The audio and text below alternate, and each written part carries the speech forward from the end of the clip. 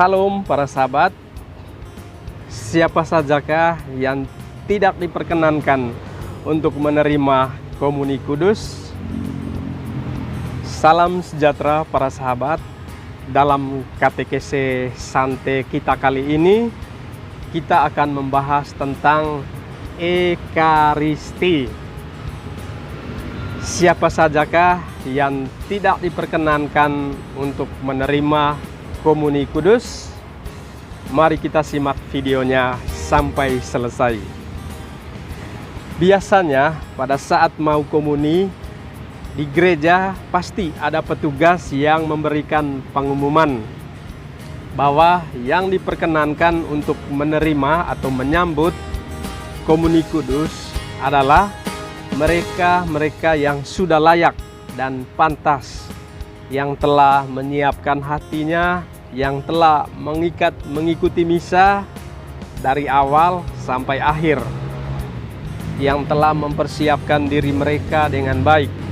Para sahabat, mungkin ada yang bertanya, kira-kira siapa saja yang tidak diperkenankan untuk tidak menerima komuni kudus?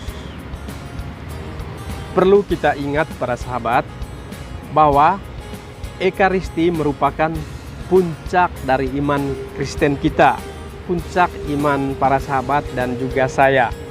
Nah, dengan menerima sakramen Ekaristi atau komuni kudus, maka setiap jiwa akan memperoleh kekuatan dalam mengembankan tugas di dunia ini, dalam persiaraan hidup kita di dunia ini. Sama seperti umat Israel yang diberi mana atau makanan dari surga agar mereka tetap kuat dalam perjalanan di padang gurun sampai di tanah perjanjian. Maka komuni kudus juga penting bagi kita agar kita kuat, agar kita sampai kepada Bapa di surga. Sakramen Ekaristi itu sendiri benar-benar Kristus hadir di tengah-tengah kita. Kristus hadir dalam rupa roti dan juga anggur yang telah dikonsekrasi oleh para imam. Nah, seseorang yang akan menyambut tubuh dan darah Kristus maka perlu mempersiapkan dirinya untuk menerimanya agar dalam keadaan layak dan juga harus pantas. Begitu para sahabat.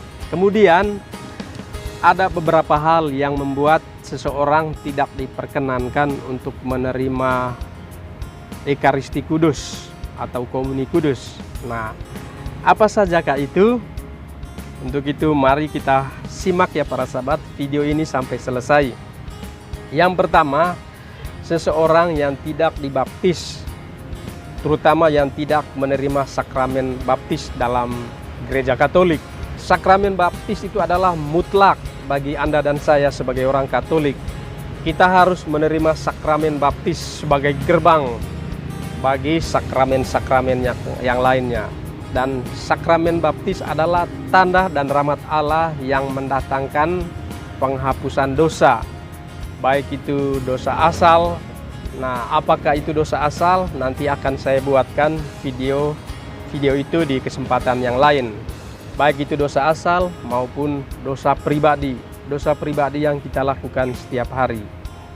Nah, seseorang yang secara sukarela dibaptis dan dinyatakan sebagai orang yang percaya kepada Kristus, maka setiap personal yang belum dibaptis tidak diperkenankan untuk menerima komuni kudus atau diperkenankan untuk menerima sakramen Ekaristi. Kemudian yang kedua, seseorang yang sudah dibaptis namun tidak berada dalam persekutuan gereja Katolik, yaitu apostolik. Misalnya saudara kita umat Protestan atau umat Ortodoks, mereka memang sudah dibaptiskan, tetapi mereka tidak berada dalam sama seperti kita, yaitu dalam gereja Katolik. Karena sakramen Ekaristi di gereja Katolik yaitu orang yang berada dalam persekutuan gereja Katolik. Karena bagi gereja Katolik, seseorang yang menerima Ekaristi juga menyatakan kesetiaannya kepada semua iman yang sudah dipelihara mulai dari gereja perdana atau zaman para rasul, yaitu iman Katolik dipelihara dan dipertahankan. Jadi yang dari gereja lain tidak diperkenankan untuk menerima komuni kudus. Nah, para sahabat, itu adalah alasan kedua bagi orang yang tidak diperkenankan menerima komuni kudus. Yang ketiga adalah seseorang yang berada dalam dosa berat.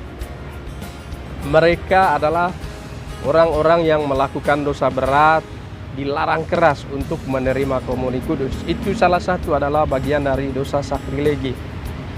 Kenapa dilarang? Mungkin ada yang bertanya seperti itu. Mereka dilarang bukankah Ekaristi itu mendatangkan pengampunan dosa? Mungkin ada juga yang bertanya seperti itu. Nah, para sahabat, benar sekali. Ekaristi mendatangkan pengampunan dosa. Tetapi ingat, bukan untuk mengampuni dosa-dosa yang berat. Selain hanya mengampuni dosa-dosa yang kecil atau dosa-dosa yang ringan. Dosa berat, obatnya adalah sakramen pengampunan atau sakramen tobat. Maaf. Jadi untuk mengampuni dosa-dosa berat bukan komuni kudus, tetapi sakramen tobat. Lalu bagaimana dengan orang yang terlambat datang ikut gereja? Karena sering sekali orang hanya datang untuk terima hosti tanpa mengikuti secara keseluruhan liturgi gereja dari awal hingga akhir. Apalagi dilakukan dengan sengaja. Nah, itu juga termasuk dosa sakrilegi, tidak menghormati liturgi yang telah ditetapkan oleh gereja. Sebagai umat Katolik yang baik, kita harus ikuti dari awal sampai akhir, mulai dari pembukaan. Karena pembukaan kita diajak untuk mendalami peristiwa yang akan kita rayakan. Dan dengan mengikuti liturgi sabda, bahwa kita mengikuti peristiwa perayaan tersebut serta dengan liturgi lainnya, terutama dalam liturgi Ekaristi, karena itu adalah puncak dari perayaan kita. Setiap kali mengikuti misa, kita menerima Yesus Kristus di dalam diri kita. Nah, para sahabat, itulah video singkat katekesi santai pada kali ini. Semoga bermanfaat bagi para sahabat sekalian. Jadi, usahakan kita harus menghormati sakramen-sakramen, menghormati liturgi dari awal sampai akhir. Itulah ciri-ciri umat Katolik sejati, tetap setia, memelihara, mempertahankan ajaran para rasul hingga saat ini sampai kepada akhir zaman. Amin.